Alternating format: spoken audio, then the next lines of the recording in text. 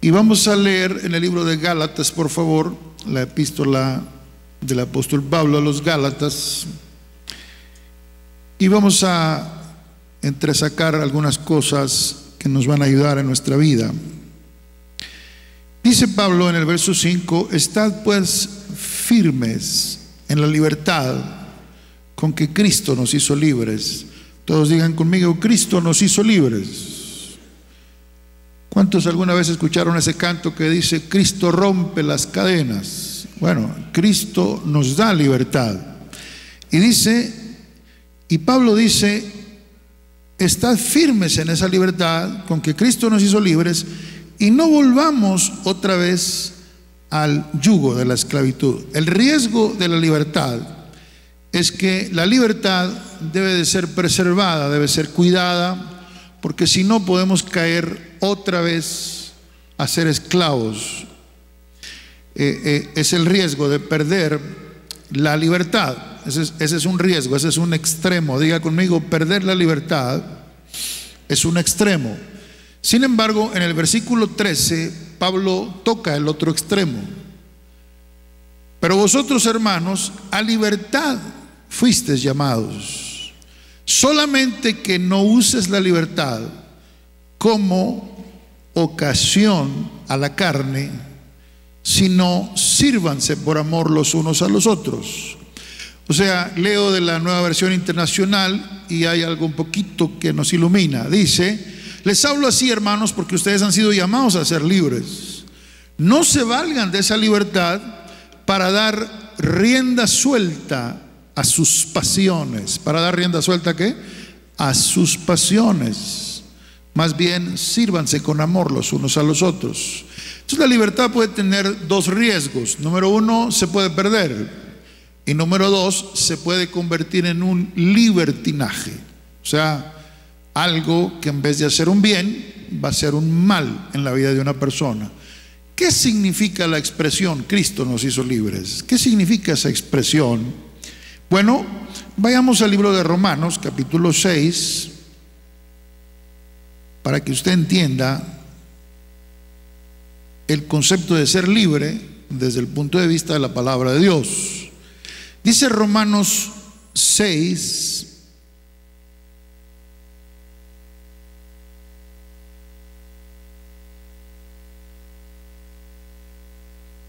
en el verso 15, y aquí está hablando precisamente del problema de usar la libertad mal, usarla como libertinaje. Pablo dice: ¿qué pues? ¿Pecaremos porque no estamos bajo la ley sino bajo la gracia? En ninguna manera. ¿No saben que si se someten a alguien como esclavo para obedecerle, sois esclavos de aquel a quien obedecéis, sea del pecado para muerte, o sea de la obediencia para justicia? Pero gracias a Dios que aunque eras esclavos del pecado, aquí viene una parte de la que Cristo nos hizo libres. ¿Esclavos de qué? Del pecado. Digan todos: esclavos del pecado. Esclavos de Cristo vino a hacernos libres de todas esas conductas nocivas, negativas, hermanos. Y dice ahí la Escritura, en ese verso, todas están englobadas en el concepto del pecado. Y dice ahí, en el versículo 16, verso 17, perdón: gracias a Dios que aunque eras esclavo del pecado, habéis obedecido de corazón aquella forma de doctrina a la cual fuiste entregados. Quiero que lean el 18, porque ese es un meollo que a veces no se entiende, hermanos. Es el meollo de algunas cosas que quiero decirle. Dice aquí la Escritura: libertados del pecado, ¿qué? Viniste a ser siervos. ¿De qué? De la justicia. Ah, caray. Por un lado, yo soy libertado del pecado. Por otro lado, dice que mi libertad me convierte en un siervo de Jesucristo. No sé si entiende lo que estamos hablando acá. O sea, cuando Dios dice que Él me da libertad y me liberta del pecado y de las actitudes pecaminosas de mi vida, del poder que esas cosas tienen sobre mí, no está diciendo, hermanos, que me está dando la libertad para que yo haga lo que quiera. Mucha gente tiene el concepto de libertad como ser libre para hacer lo que yo quiera. hermanos, no eres libre para hacer lo que tú quieras, porque en el momento que tu libertad choca con el derecho del otro, entonces ya estamos en un problema. ¿Ok? Y en las cosas del Señor es muy importante entender que aunque Cristo nos ha hecho libres, ¿de qué nos ha hecho libres? De tantas cosas. Digan conmigo: del pecado. Nos ha perdonado todos nuestros pecados, nos ha hecho libres del poder de la muerte. No tenemos por qué tener miedo a la muerte. Nos ha hecho libres de la enfermedad, nos ha hecho libres del castigo, de la condenación, de la culpa, de todas esas cosas que a veces cargamos en la vida, hermanos. Él nos ha hecho libres de todo eso, de todo tipo de problemas emocionales, de todo nos ha hecho libres. Sin embargo, al momento que somos libres, nos convertimos automáticamente en siervos de Jesucristo. O sea, dejas de servir a uno y vienes a servir a otro. ¿Qué significa ser libre en Cristo Jesús? Que soy libre para hacer las cosas que debo hacer. No soy libre para hacer las cosas que quiero hacer, sino soy libre para hacer las cosas correctas que debo hacer en mi vida. ¿Estamos acá?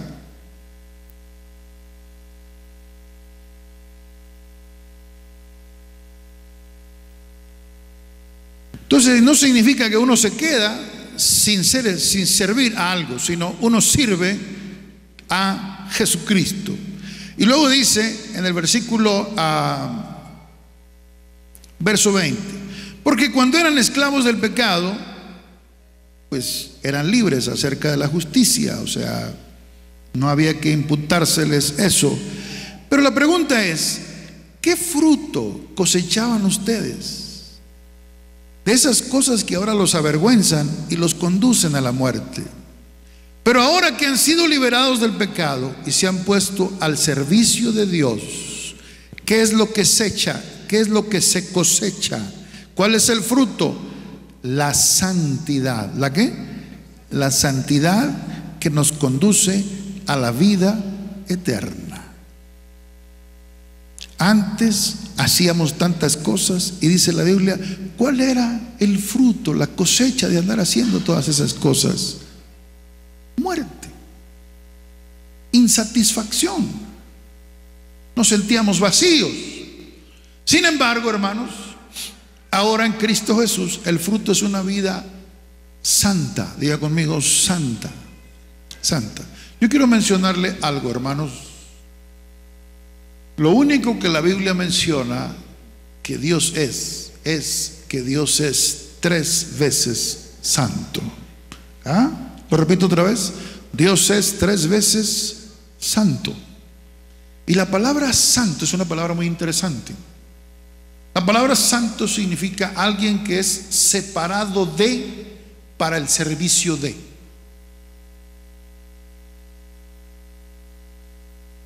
Cuando Dios nos llama a nosotros a santificación, a lo que nos está llamando es a separarnos de, para servir a Dios.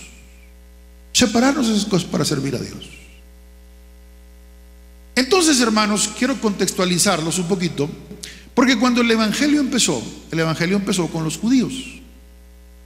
Y los primeros judíos que aceptaron a Jesús en su corazón eran judíos que todavía tenían una cultura que mantener. Y dentro de esa cultura ellos tenían muchos ritos. Ellos guardaban el sábado, ellos guardaban cada inicio de mes, ellos celebraban fiestas en diferentes épocas del año, ellos celebraban el jubileo en el año 50. Ellos tenían muchas costumbres que eran parte de su cultura. Otra cosa que los judíos tenían es que todo judío varón debería ser circuncidado. Eso era algo normal para los judíos. Y ellos tenían así una serie de cosas, por ejemplo, de cómo lavar los platos, cómo lavar las ollas, cómo lavarse las manos. Tenían una serie de tantas cosas que cuando Cristo viene a su vida, ellos reciben a Cristo. Sí, son libres del pecado, de la condenación, de la culpa. Se pueden acercar a Dios libremente, pero el problema es que ellos no saben cómo trabajar con la cuestión de su cultura. Porque entonces ellos dicen, nada más los judíos somos cristianos, nada más los judíos tenemos acceso a eso. Pero el problema se da cuando Dios decide, ya lo había decidido desde antes, pero cuando Dios ejecuta el hecho de que la intención de Dios no solo es salvar judíos, sino es salvar gentiles, gente que no es judía. Y entonces vienen los problemas, porque hay un choque de culturas. ¿Por qué? Porque los paganos no estaban acostumbrados a todas las costumbres judías que las demás personas tenían. Entonces, muchos judíos pensaron así, dijeron, ok, ya tenemos a Cristo, van a venir gentiles a Cristo, ok, se entregaron a Cristo, ok, entonces deben hacer todo lo que nosotros hacemos, guardar el sábado, circuncidarse, guardar el mes, las fiestas, todo ese rollo, y de repente se hace un problema, se hace un cisma, se tiene que haber un concilio para arreglar ese asunto. ¿Por qué? Porque había que entender qué significa para el judío ser libre y qué significa para el que no es judío ser libre. Entonces se hace un debate, y en el debate se llega a una sola conclusión: lo único que le podemos prohibir a los gentiles, lo único que podemos prohibirles es que no coman carne que ha sido sacrificada a los ídolos. Número 2, que no coman carne de algún animal que haya sido ahogado, que no coman sangre, y la otra es que no cometan fornicación o inmoralidad sexual. Es lo único. Entonces los gentiles se sintieron aliviados de no tener que seguir muchas costumbres que los judíos seguían, porque ellos no eran judíos, ellos tenían otra cultura. Y entonces empiezan a hacer la cultura de Jesús, la cultura del reino, la cultura que es sobre todas las culturas, hermanos. Ahora, ¿a dónde vamos? Bueno, Pablo se enfrentó con algunos problemas. Por ejemplo, vaya conmigo al libro de Primera de Corintios 8. Voy a tocar un punto así nada más para darle un ejemplo de las cosas con las que Pablo se topó. Primera de Corintios 8.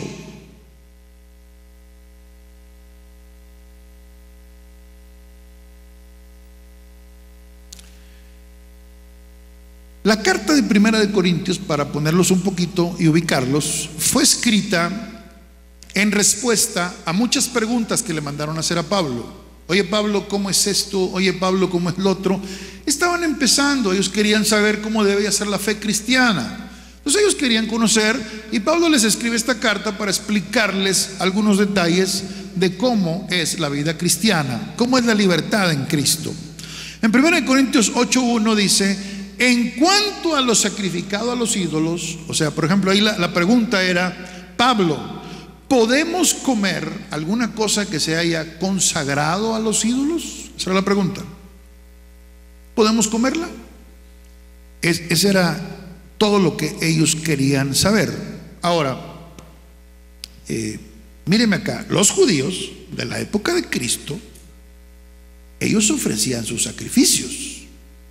Todavía mataban al corderito, todavía hacían todos los ritos que los judíos hacían. Cuando ya Cristo muere, Cristo es el Cordero perfecto, ya no había que seguir ofreciendo eso, pero algunos con todo y con eso siguieron ofreciendo sus sacrificios. Ahora los paganos, los gentiles, también ofrecían sus sacrificios. Ellos llevaban sus animales al templo también, se hacían sacrificios. Pero resulta, hermanos, que en el caso concreto de los judíos, ellos podían llevar su animalito, ofrecerlo en sacrificio a Dios.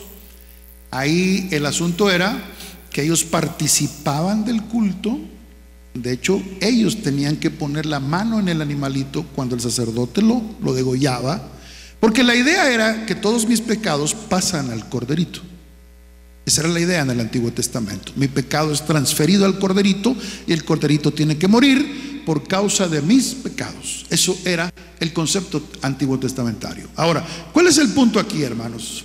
Que cuando ya el cordero perfecto muere, pues ya para qué necesito el corderito, si ya el cordero perfecto murió, ya no era necesario. Pero algunos siguieron con su corderito, aunque ya había muerto el Cordero de Dios, porque no entendían.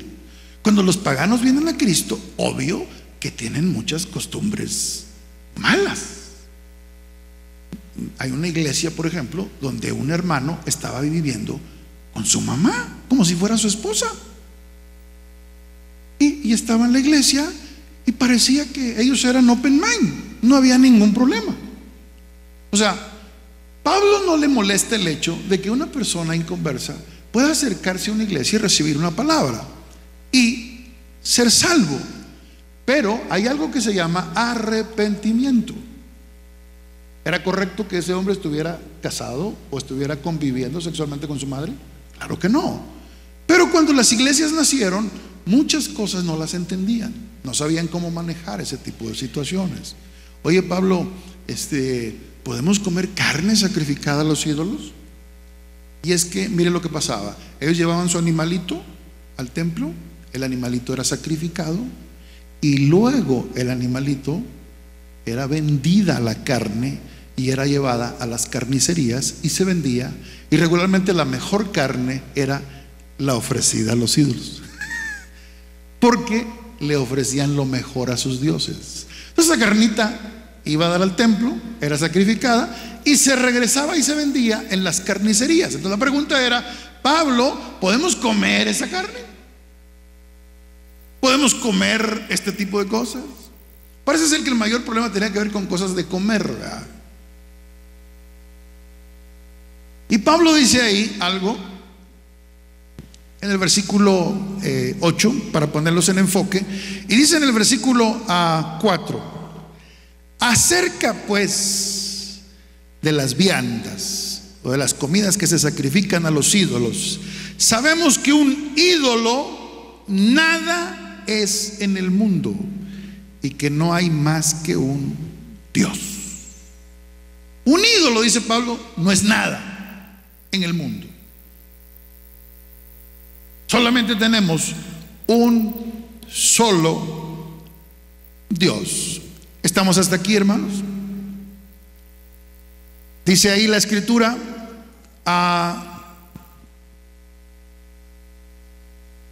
verso 8: si bien la vianda no nos hace más aceptos ante Dios, pues ni porque comamos seremos más, ni porque no comamos seremos menos, pero mirar que esta libertad vuestra no venga a ser tropezadero para los débiles. Un concepto que Pablo maneja de la libertad cristiana aquí, hermanos, es que hay una libertad de nosotros para hacer cosas que puede ofender la conciencia de otros. Miren, les voy a poner un ejemplo. Hay gente que piensa que tomar no es pecado. O sea, tomarse una cerveza no está mal. Hay gente que piensa que tomarse una copa de vino no está malo. Al contrario, beneficia al organismo. Y ellos van a defender su postura y van a defender su tesis o su forma de pensar con un concepto muy simple.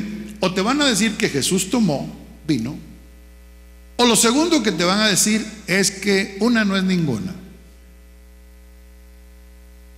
O te van a decir que el problema es que te embriagues. Ese es el problema. Y te lo van a decir así. Lo voy a poner en este contexto. Yo invito a 20 hermanos de Cristo Vive. Nos sentamos a una mesa. Y yo pienso, vamos a decir que yo llegara a pensar así, que no pienso, pero llegar a pensar así: hermanos, siéntense, vamos a echarnos una cheve cada quien, si les parece, ¿no? Al cabo una no es ninguna. ¿Sabes qué me van a decir a ellos? Se van a ofender. ¿Y sabes por qué se van a ofender? Porque muchos de ellos vienen del alcoholismo. Y su contexto es que una se afecta, porque una llama a la otra, y la otra llama a la otra, y después tenemos un alcohólico que está batallando con problemas de alcohol. Si yo me tomo una cerveza y le digo a mi hijo que una no es ninguna, ¿sabes qué va a pasar? Que mi hijo se va a tomar dos. Es decir, papá, mira, te gané. Y lo que voy a propiciar es una persona que tenga problemas con la bebida en algún momento de su vida. Porque si yo pienso que yo me detengo, no estoy seguro si mi hijo se vaya a detener. Entonces, ¿sabe qué prefiero? No tomarme ni una cerveza. Esa es mi elección. Es mi libertad cristiana. Porque si mi libertad cristiana para decir, yo me tomo esa cerveza, ofende a alguien, yo prefiero no ofenderlo. Mejor no me la tomo. No sé si me estoy dando a explicar, hermanos. Me estoy dando a explicar. Cuando Dios salvó la gente y transformó una ciudad que se llamaba Almolonga en Guatemala, era una ciudad en ese momento como de unos 20,000 habitantes. Bueno, la ciudad llegó a ser tan evangelizada que llegó a tener más de 19,400 cristianos. O sea, había un poquitos que no eran cristianos, muy poquitos. De tal forma que quitaron las cárceles, no había necesidad de usar cárceles, nadie se portaba mal. O sea, era un ambiente de gloria, de bendición. Fue una transformación impresionante. Pero si tú hubieras ido muchos años antes a Almolonga era una tierra de alcohólicos. Montones de personas amanecían en las calles borrachos. Pero Dios levantó hombres, pastores, que le creyeron a Dios y empezaron a predicar el evangelio. Dios empezó a hacer milagros, la gente empezó a venir a Cristo, empezaron a dejar la botella, empezaron a dejar todo eso. Y recuerdo que uno de ellos es el hermano Rizcaché, que estuvo aquí con nosotros. El hermano Rizcaché fue artífice del cambio allá en Almolonga. Es un hombre de Dios, que Dios lo usa poderosamente. Entonces él va y se sienta con una persona que le dice, hermano, tómese una, porque una no es ninguna. ¿Y saben qué le va a decir el hermano Rizcaché? Apártate de mí, Satanás. ¿Sabes por qué? Por su contexto. Yo vengo de una cultura donde mucha gente fue lastimada por causa del alcohol. Así que yo no voy a permitir el alcohol. Jamás en mi vida. Es increíble, hermanos, pero hay un crecimiento impresionante de los alcohólicos anónimos en México. Son gente que están buscando una respuesta al alcoholismo. Y me entristece que la libertad cristiana de algunos les permita hacer eso. Mi libertad cristiana no me permite hacer eso. Yo vengo de una raíz donde nunca vi a mi padre tomar una cerveza. Nunca vi a mi padre tomar una copa de vino. Ese es mi contexto y esa es mi historia, no es la suya. Cada quien tiene la suya. Pero yo nunca lo vi, nunca vi a mi padre con un cigarro. Lógico, y como no veo eso, bueno, entonces no tiendo a imitar ese tipo de cosas. ¿Hay ofrecimientos? Sí. ¿Hay probaditas? Sí. Porque yo probé la cerveza y dije, ¿cómo la gente se puede tomar una cosa como esta? A ver, a rayos. Para mí, es mi contexto, es mi circunstancia. Yo no estoy aquí para golpearlo a usted. Esa es mi vida, ese es mi testimonio. Cigarro, también lo probé, pero le dice así, quítate el topogrero. Jamás en la vida he necesitado un cigarro y he estado muy estresado, y a veces digo, me voy a echar un cigarro a ver si me desestreso, pero digo, pero si nunca he fumado, no sé ni cómo se fuma. Te voy a explicar. Hay gente que te puede decir, oye, fumarse un cigarro no es pecado, porque la Biblia dice, porque no hay nada en la Biblia que diga que es malo fumarse un cigarro. Y es cierto. ¿Sabía usted que la Biblia no dice que sea malo fumar? No dice.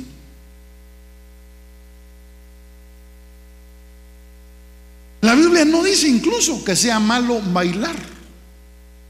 La Biblia no lo dice. Entonces bailamos. Es más, la Biblia alienta el baile. La Biblia dice: ¿has cambiado mi lamento en qué? No, en baile. ¿Has cambiado mi lamento en qué? En baile. Parece ser que Dios está de acuerdo con el baile. Sin embargo, yo quiero que contextualicemos. Cuando David dice: has cambiado mi lamento en baile, tú no ves a David abrazando a una señora bailando tango. Tú ves a un hombre que está danzando, dando vueltas, remolineando, y que dice la Biblia que estaba celebrando el que el arca de Dios fuera hacia Jerusalén.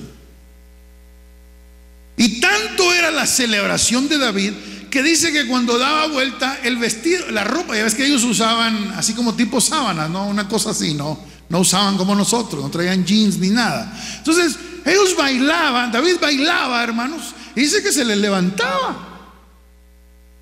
Y su esposa lo vio y dijo: ¿y este?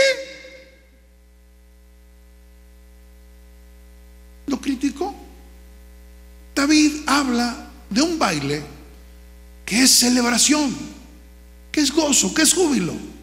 Ahora, cuando yo voy a ver los bailes de la cultura judía, ellos regularmente bailaban en grupo. Se tomaban de las manos, hacían rondas, cosas así, hermanos. Así, ¿verdad? Así, y luego se hacían así, daban vueltas así, se iban así.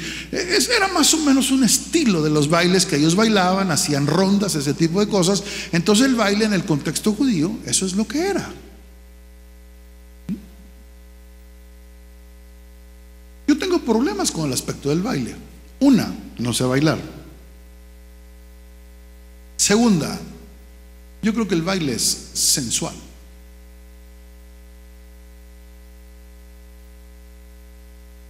A lo mejor usted me puede decir: no, pastor, no es tan sensual.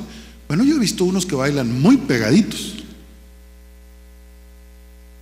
Y eso, a menos que sean de palo, yo creo que el tocar a una persona y estar tan cerca de una persona y bailar un baile tan sano como la quebradita, pues ya no se sabe dónde está quién. ¿Sí me explico? El baile del tango también es un baile, pues, muy sugestivo.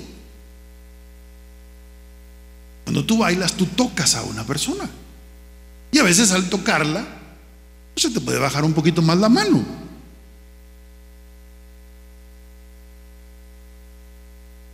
Les menciono esto desde mi pobre concepto de baile, porque es muy pobre. Lo único que he bailado, yo creo que es la mentada rayita, pero esa se baila solo. Porque si yo bailara con alguien pegado con la rayita, pues yo no voy a ninguna parte. ¿Sí me explico? Ahora, aquí el punto es que ni el vals me sale. Estoy así. No me sale. Hay gente que le sale. Una cosa bonita. A mí me parece algo bonito ese asunto. Sin embargo, hermanos, usted y yo sabemos que hay bailes donde se pegan el cachetito, donde empiezan a decirse cosas al oído y todo ese tipo de cosas. Y para mí, desde mi concepto muy personal, eso fomenta en cierto modo la sensualidad. Y la Biblia sí habla de la sensualidad. La Biblia sí habla de guardar el templo del Espíritu Santo. ¿Sí o no? Yo sé hoy que muchas personas han muerto en su vida porque abusaron del tabaco y tienen hoy tremendos problemas con sus pulmones. También sé personas que abusaron del alcohol. Y tal vez usted me diga: el pecado es el abuso. Tal vez tenga razón. pero yo prefiero elegir en mi libertad cristiana no hacerlo. ¿Por qué? Porque nunca lo he hecho. Y si lo hiciera, hermanos, tal vez alguna persona se ofendería en su corazón. Y yo prefiero mi libertad cristiana, guardándome de eso, que el que alguien dijera: el pastor es open mind. No sé si me estoy dando a explicar. Pablo elige, hermanos, lo que él considera que es mejor para él, para no traer tropiezo a nadie. Ahora, venga acá el concepto bíblico. Pablo en el capítulo 8, verso 13 dice lo siguiente. Estoy consciente del tiempo, hermanos. En realidad no voy a alargar esto demasiado. Por lo cual, dice Pablo, si la comida es a mi hermano ocasión de comer, no comeré carne jamás. ¿Para qué? Para no poner tropiezo a mi hermano. ¿Cuál era el problema que Pablo veía, hermanos? Pablo veía el problema, por ejemplo, de que los judíos no comían el cerdo. Había otros que sí lo comían. Entonces Pablo dice: si yo voy a predicar y el hecho de que yo coma cerdo le ofende a una persona, ¿saben qué hago? No como cerdo. ¿Por qué? Porque lo que quiero es que esa persona no sea ofendida por mi libertad. Pablo era judío de cepa. Pablo no probaba el puerco. Y puede ser que en algún momento lo haya probado, porque dentro de su libertad él podía probarlo. Sin embargo, él dijo: si esto ofende a un hermano judío que yo tengo, prefiero no hacerlo. Entonces mi libertad es elegir aquello que no ofenda a otros, aunque restrinja aparentemente mi libertad, pero es mi elección para no ofender a las personas, no ofender su conciencia. Si yo a una persona le digo que salga del alcohol y me ve a mí con una cerveza, ¿qué va a pensar? Si yo le estoy diciendo a una persona: Dios lo puede librar de su tabaco, y me ve a mí con el cigarro, fíjese, hermano, yo no tengo problema con que una persona inconversa tome o fume delante de mí. Yo no tengo problema con eso. El problema que tengo es cuando esa persona dice que es cristiano y lo quiere hacer delante de mí. Ahí yo tengo problemas. Mi conciencia me mueve. Yo le voy a abrir mi corazón, hermanos, porque no me quiero quedar con nada esta tarde. Y como la tarde es para adultos, o sea, aquí hablamos de todo. Yo tengo una conciencia muy, ¿cómo les diré? Algo a lo cual yo he acostumbrado mi vida, que cuando yo me salgo de eso, hermanos, yo me siento mal. Entonces, mi circunstancia es esta: si yo voy a un lugar y empieza la música y la gente empieza a bailar, yo tengo un problema. Dentro de mí se sube algo que no me gusta, pero lo siento y me siento exageradamente mal. Y a veces eso me provoca una molestia. Entonces lo que hago es me levanto y me largo de ahí. Así de sencillo, así de simple. Pastor, pero es que usted no es cortés, no es culto, no me invite a su baile. Invíteme a otra cosa. Mi libertad no me permite llegar hasta allá. Si su libertad se lo permite a usted, hágalo usted. Yo no. Yo no quisiera hacer nada, algo que ofendiera. No, pero es que hay otros pecados más grandes que se cometen. Claro que hay otros pecados más grandes que esos. A lo mejor esos son los más sencillos de todos. Pero yo pienso: Padre, yo vengo batallando un poquito con mi salud desde hace tiempo. ¿Qué pasa si empiezo yo a echarle y empiezo yo a fumar y empiezo yo a hacer todo eso? Al rato voy a estar dado al catre, y si iba a vivir 10 o 15 años más para la gloria de Dios, pues me voy a destruir. Entonces yo decidí, hermanos, y estoy decidiendo todavía, qué cosas son las más importantes para comer, qué es lo más saludable para mi organismo. Estoy viendo Hermanos, he estado platicando con médicos, he estado viendo a gente enferma. Ahora que la hermana Gloria se enfermó, he estado visitando 2 o 3 personas enfermas y sus problemas radican en sus intestinos. Entonces me di cuenta por un médico que me dijo: el más grande problema que tenemos en México con el cáncer en los hombres es el cáncer de colon. Por eso, todo varón mayor de 50 años debe hacerse una, ¿cómo se le llama, hermanos? Colonoscopía, como una medida de prevención, porque el colon tiende a tener ciertos problemitas ahí, no me acuerdo ahorita el nombre, protuberancias pequeñas que surgen, y dice el médico: si las vemos rápido, vamos rápido por ellas y no se forma un problema. Pero si no las atendemos rápido, el cáncer es cáncer número 1 en hombres en México, muriendo por causa de que no quieren hacerse un examen de ese tipo. Cuando yo empecé, hermanos, tengo un libro que habla sobre el puro tracto digestivo, o sea, desde acá hasta donde termina todo, ya sabe usted, ¿verdad? ¿Para qué le digo? Y cuando empecé a analizar, hermano, cómo funciona todo eso, digo: ¿qué rayos le estoy metiendo a mi organismo? Cuando yo empecé a ver, dije: ¿cómo mi hígado va a digerir esto que me estoy tragando a esta hora? ¿Cómo mi organismo, todo va a funcionar para cooperar, para arreglar ese asunto que traigo ahí adentro? Hermano, ponemos a trabajar nuestro aparato digestivo.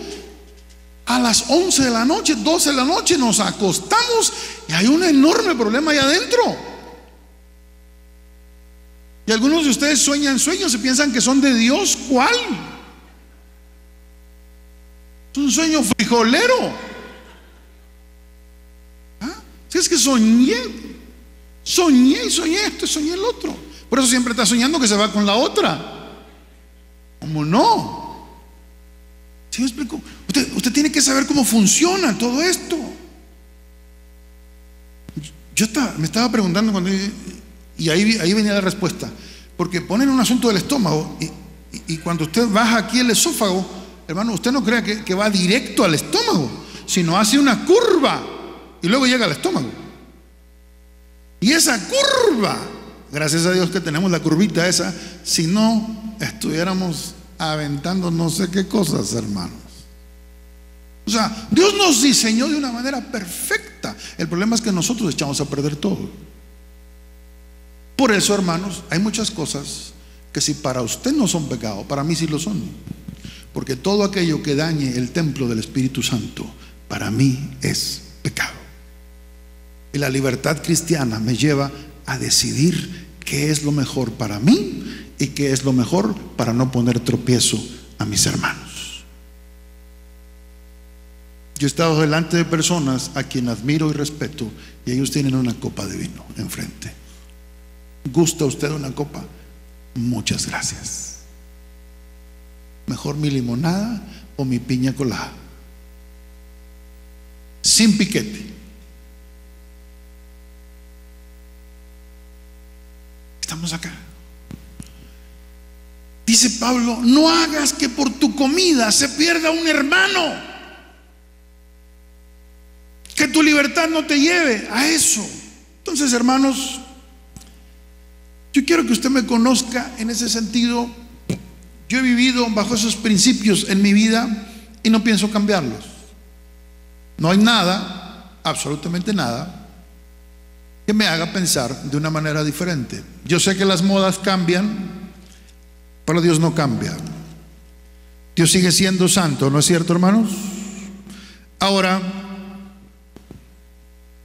Dios quiere que nosotros aprendamos a no poner tropiezo a nadie con lo que comemos o con la manera que vivimos. Primera de Corintios 6, versículo 12, y voy cerrando.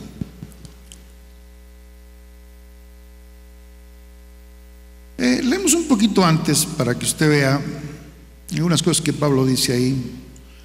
1 Corintios 6, 9. Dice, ¿no saben que los injustos no van a heredar el reino de Dios? No se dejen engañar. Ni los fornicarios. Los fornicarios son personas que tienen relaciones sexuales fuera del matrimonio. Ni los idólatras, los que adoran ídolos. Ni los adúlteros, los que tienen relaciones sexuales con otra mujer cuando ya están casados. Ni los afeminados, aquí se refiere a personas que tienen amaneramientos en su vida. Ni los que se echan con varones, esta es homosexualidad. Ni los ladrones, ni los ávaros, ni los borrachos, ni los maldicientes, ni los estafadores heredarán el reino de Dios. O sea, Pablo dice, hermanos, no se equivoquen. Todas estas personas no van a heredar el reino de Dios. Señor, pero ¿dónde está tu gracia? ¿Dónde está tu amor? La gracia y el amor están. Sin embargo, uno no puede seguir siendo esclavo del mismo pecado, porque entonces no vamos a disfrutar la libertad plena en Cristo Jesús. ¿Usted vio esa lista? ¿Vio esa lista, hermanos? Dice que los maldicientes, yo no concibo, perdóneme, que todavía hay personas que sean cristianas de tantos años y todavía digan maldiciones. Yo no concibo eso. ¿Cómo que hijo de la Opin Oca? Esas son palabras que no son para nuestra boca. Que en algún momento no nos dan ganas de decirlas. Claro que nos dan ganas. Si hay algunas personas que se las merecen. Pero ¿saben qué? Prefiero cambiar mi léxico y decir las cosas de otra manera. Pero no consigo como personas, son cristianas, y que viene la esposa y me dice, ¿sabes qué? Es que mi marido todavía me dice unas cuantas. ¿Tu marido? ¿Y viene a la iglesia? ¿Es un cristiano? Sí. ¿Y todavía te dice esas cosas? ¿Es un maldiciente? Señoras, ustedes no pueden servir a Cristo y ser maldicientes. Ustedes no pueden por la misma boca estar cantando que Dios es grande, que es poderoso, y por esa misma boca estar maldiciendo a otra gente.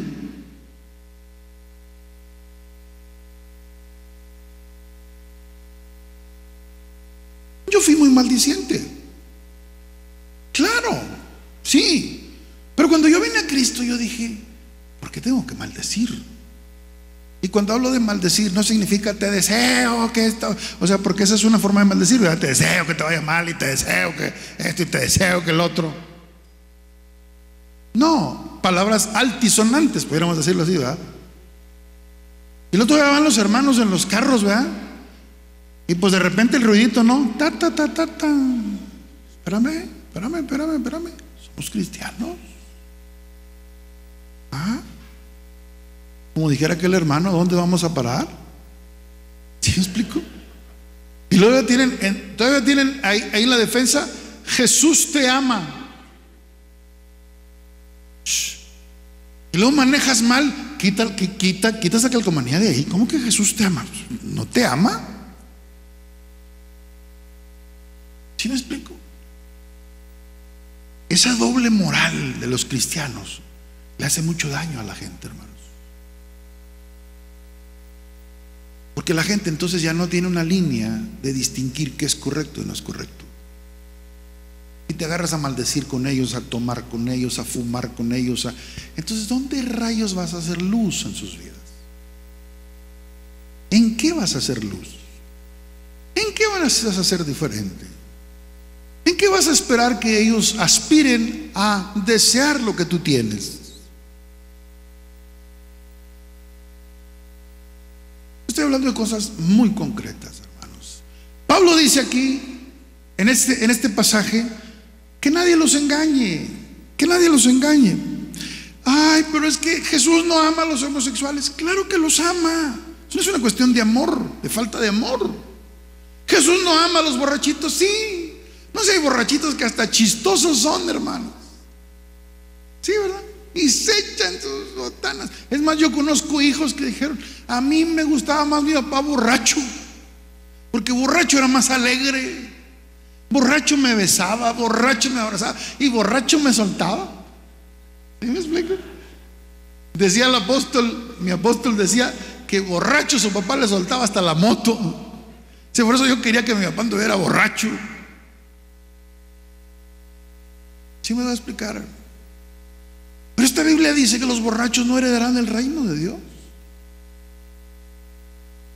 ¿Y sabes qué te dicen los borrachitos? Yo no soy borracho, yo no soy borracho. ¿Andas borracho? A ver, haz el 4 y aquí empieza la raza, ¿verdad? Parece un chiste, hermanos, pero no lo es. Y luego, hermanos, ¿te imaginas eso así estilo Cantinflas, no? Esos sepelios así estilo Cantinflas, donde están ya sepultando a la persona. Esta va por mi compadre, y a ver, ahí le va la tequila a mi compadre.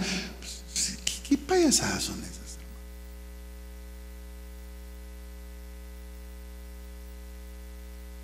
Brindo por mi compadre, ¿verdad?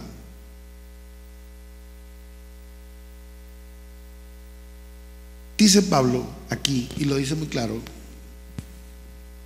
en el versículo 11: y esto erais algunos, mas ya esto éramos algunos. ¿Sí o no? Vamos, hermano, esto éramos algunos. Tal vez usted no entre en la categoría de uno. Diga, no, yo homosexual, no, pastor, ¿verdad? Yo siempre he sido muy machito, siempre he sido así muy... Es más, por cierto, hermanos, hay muchachos o jóvenes que usan la palabra machín. No es una cosa tan rara, porque es una cosa que adjudica el hecho de que una persona sea macho, sea un macho machín. Yo no entiendo por qué usan esa frase con Cristo. Cristo no es machín. ¿Qué onda con eso? Eso tiene que ver con un machismo, con otro tipo de cosas que nada que ver. Se oye bonito, pero vea el significado y no tiene nada bonito. Para mí Cristo no es machín. Si es machín para usted, ese es el rollo de usted. Pero a mí se me hace ofensivo eso. Pablo dice aquí, hermanos: mas ya habéis sido lavados, ya habéis sido santificados, ya habéis sido justificados en el nombre del Señor Jesús y por el Espíritu de nuestro Dios. Dice el 12: todas las cosas, ayúdeme con el piano por favor, me son lícitas. Aquí viene la libertad cristiana. Todas las cosas me son lícitas, mas no todas me convienen. Oiga, pastor, ¿y no puedo estar con mi novia así, en un lugarcito así oscuro, así, donde nos estemos dando amor, ahí que no haya mucha luz y todo? ¿Es pecado? Pues no. A veces la pregunta no es pecado o no es pecado, sino la pregunta es sabio o no es sabio.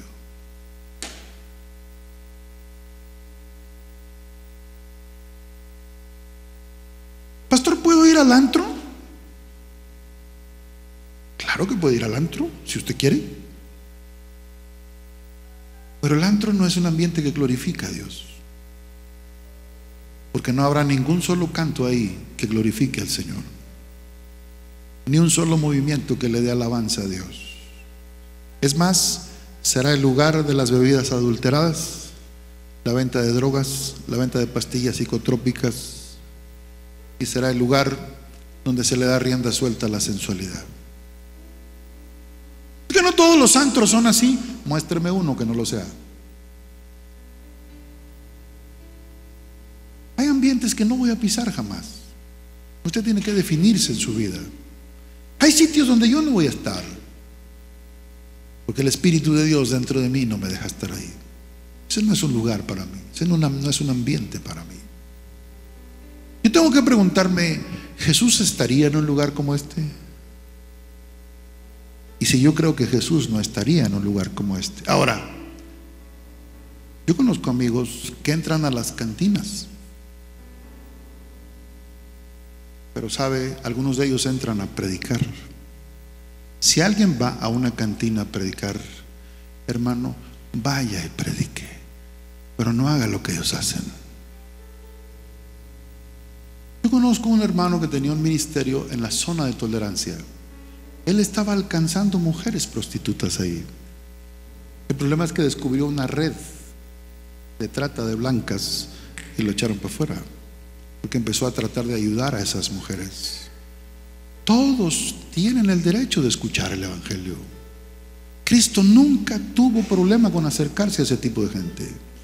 El problema, preciosos, es cuando nosotros dejamos que ese ambiente controle nuestra vida y nuestras sensaciones, y las pasiones se desbordan. Por eso Pablo dice: todas las cosas me son lícitas, pero no todas convienen. Todas las cosas me son lícitas, pero yo no me dejaré dominar de ningunas.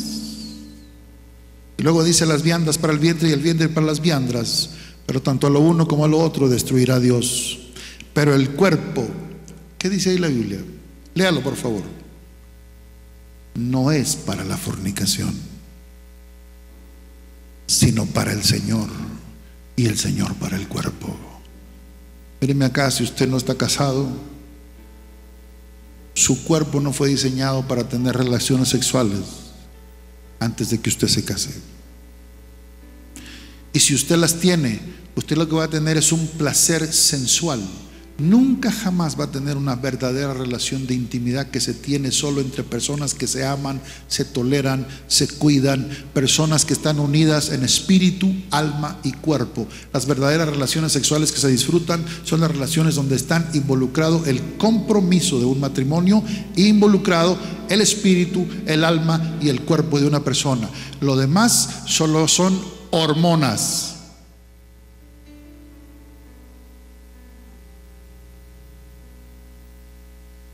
Diga conmigo: mi cuerpo no fue hecho para fornicación, fue hecho para el Señor. Pastor, ¿se puede uno abstener? Claro que se puede abstener. Hay muchos jóvenes hoy haciendo pactos, y escuché un pacto de jóvenes de una iglesia, lo pusieron hasta en el periódico. Se comprometieron a abstenerse a tener relaciones sexuales hasta que se casaran. 60 muchachos hicieron ese compromiso. ¿Lo van a cumplir? A lo mejor no, a lo mejor son mentirosos, lo que sea, pero hay gente determinada a que su cuerpo no los va a controlar. Y yo escuché a un hombre aquí predicando. Él se casó hasta los 30 años y él decía: sí se puede tener abstinencia sexual, no importa que te tengas que bañar con agua fría todas las veces que se requiera. Sí se puede. El cuerpo no es para fornicación, preciosos. Fue hecho para disfrutarse dentro del lecho de un matrimonio sano, comprometido y entregado. El verso 15 dice: ¿no sabéis que vuestros cuerpos son miembros de Cristo? Quitaré los miembros de Cristo y se los daré a una ramera. De ningún modo. El que se une con una ramera es un cuerpo con ella, porque la Biblia dice: los dos serán una sola carne. Pero el que se une al Señor, un espíritu es con él. Huyan de la fornicación, huyan. Si tienen que huir, córranle como José. Cualquier otro pecado que el hombre cometa está fuera del cuerpo, mas el que fornica contra su propio cuerpo peca. No es lo mismo que usted robe a que usted fornique. Pablo dice: estás atentando contra tu cuerpo.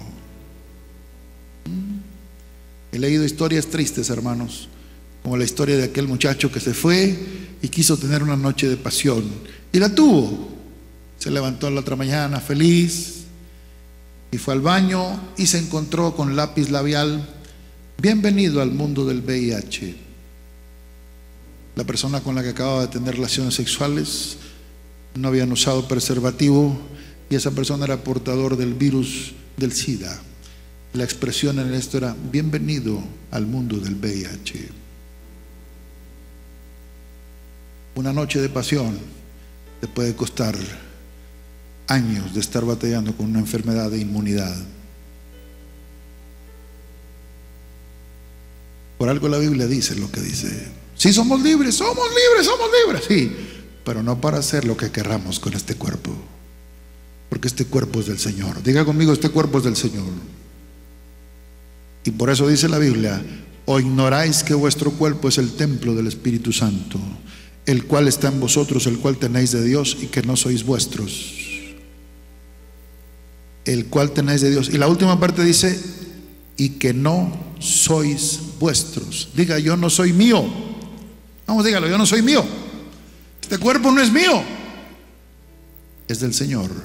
Y fue diseñado, según el último verso, comprado por precio, para glorificar a Dios con nuestro cuerpo y con nuestro espíritu, los cuales son de Dios. Los cuales son de Dios. Cualquier cosa que yo sepa que va a dañar mi organismo, hermanos, es atentar contra algo que Dios me dio para otra cosa. Preciosos, hoy quiero decirles, la libertad cristiana es algo tan hermoso, pero para hacer lo correcto, no por ir por la vida haciendo lo que querramos con nosotros. Papás, yo les hablo a ustedes, atiéndanme por favor, enséñenle buenos principios a sus hijos, de tal manera que su hijo se encuentre en un mal ambiente, no se meta en ese ambiente, sino que su hijo sepa sus principios, y no importa dónde esté, él se porta bien.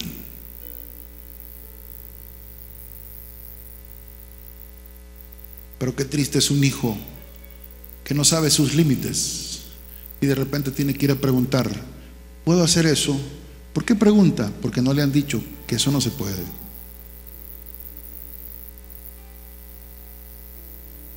Hermanos, si usted necesita ser feliz, leí algo muy bonito que alguien escribió por ahí o lo puso por ahí, que alguien le preguntó que si su marido la hacía feliz. Ella dijo no. Entonces el marido volteó así, ¡ah! Le dijo, no, mi marido no me hace feliz, yo soy feliz. Yo no necesito que él me haga feliz, yo soy feliz. He vivido con lo que yo denomino un concepto de felicidad, sin la necesidad de ninguna cerveza, ni vino, ni cigarro, ni drogas, ni baile, ni fornicación, ni un montón de cosas.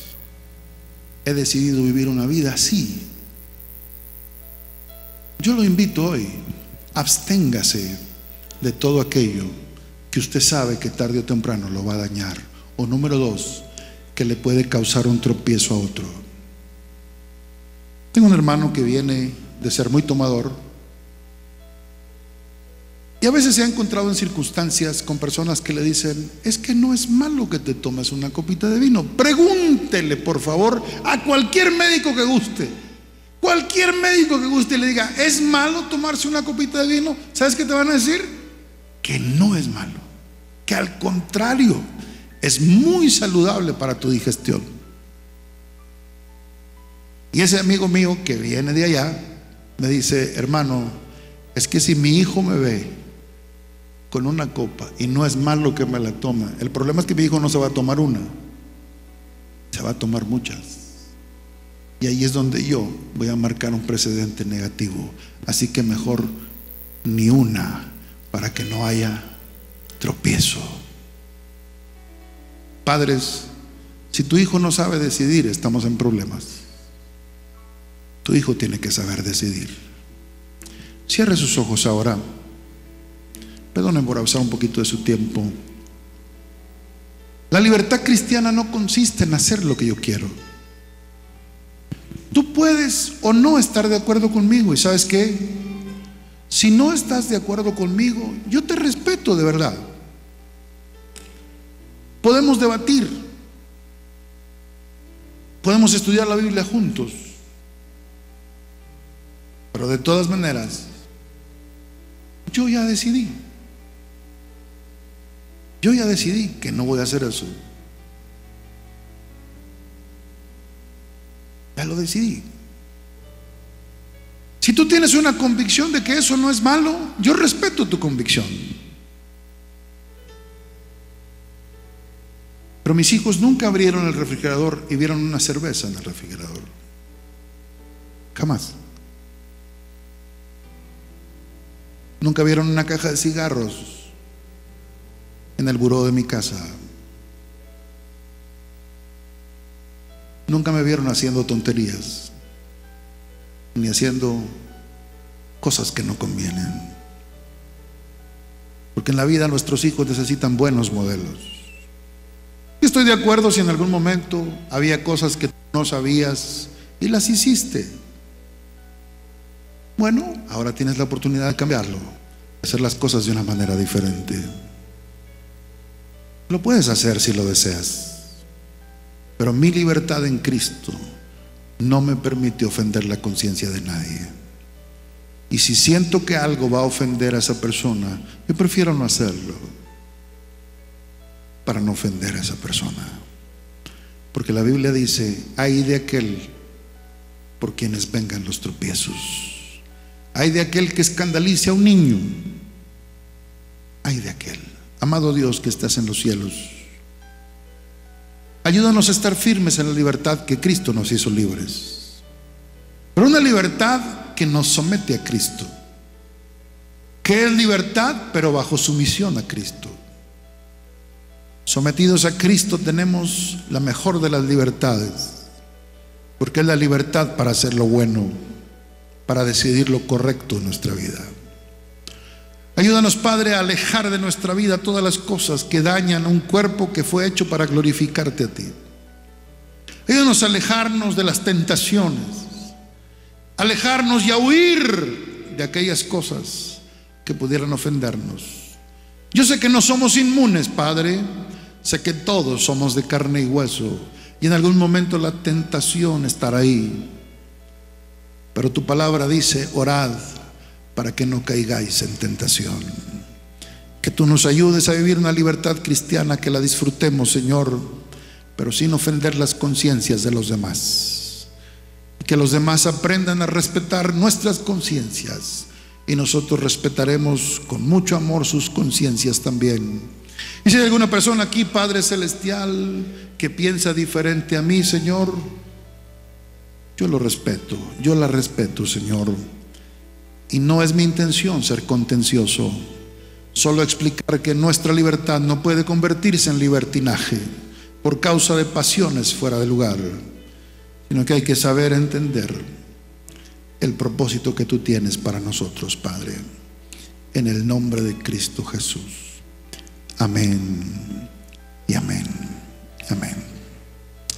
Salude a su hermano. Muy contentos, hermanos, de poder estar aquí compartiendo esta palabra. Bendiciones para todos.